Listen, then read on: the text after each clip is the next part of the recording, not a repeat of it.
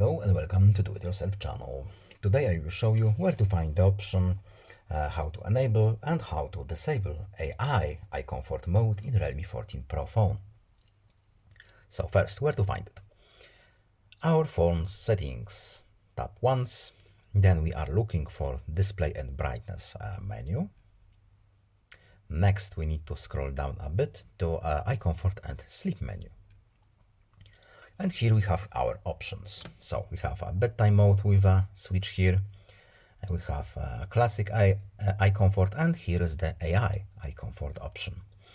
So as you can see, here it is. We have a short explanation what does it do, and here is the switch for it, and we need to agree to the camera access. Yes, agree.